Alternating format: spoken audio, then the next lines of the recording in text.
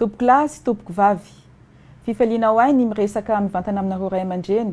Zoky olona mahatratra ty taona 2024 ity indray. Arabaina velonaina no tahinjanahary, nahazo tombonandro fahavelomana. Arabaina manokana ianareo zoky olona rehetra tsy akanavaka eto Madagasikara. Nivoaka mpandresy tamin'ireny arety mandoza ireny dia ny coronavirus. Arabaina ianareo fa mahatratra ny taom-pankalazana ny andro iraisam-pirenena ho an'ny zoky olona taona 2024 ity. Tamin'ny 2019 nandritra ny fivoriam-ben'ny firenena mikambana tokoa mantsy dia tapaka fa natokana ho andro iraisam-pirenena ho an'ny zoky olona ny 1 Oktobra. Ity taona ity no faharoa amby roapolo amin'izany fankalazana izany eto amintsika eto Madagasikara. Ianareo zoky olona tokoa mantsy no ilay antsoina hoe loharanon'poirana, ray aman-dren'ny lolohavina tampony loha, nahitana masoandro, vovonana iadian'ny lohany, loharanon'ny aina, voninahitra no atosaka ho anareo. Izany indrindra no nisafidianana ny lohahevitra amin'ity taona ity dia ny hoe tsy vanim-potoana ny liana ny zoky olona akory ny fahanterana.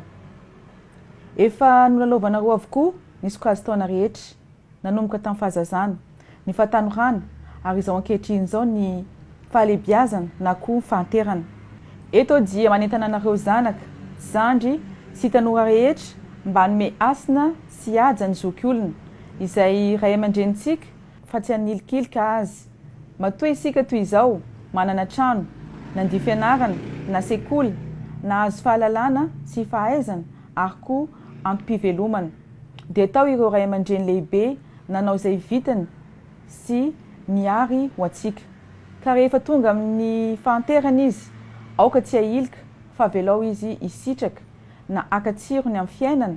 Mety ho fohy na mety ho lava izay iainana eto an-tany izay fa andeha ho tiavintsika izy ireny.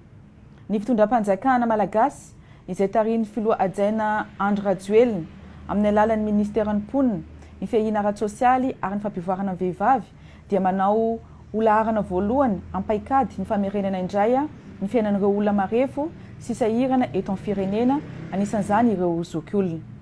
Mbola maro ireo firenena, raha tsy hijery afa-tsy eto amin'ny faritra Afrika isika, no manilika sy manosiosy ny zon'ireny zoky olona ireny. Koa ho ahy sy ho anareo malagasy namako, andeha isika ametraka ny zoky olona malagasy, ray aman-drenitsika, ireo no lohany omentsika asina ary ajana satria tokoa mantsy tsy natao aniliana ny fahanterana. Eto am-pamaranana, ny teniko dia mirary anareo zoky olona rehetra ho lava velona sy miaina finaritra eo anivon'ny ankohonana sy fiarahamonina misy anareo avy.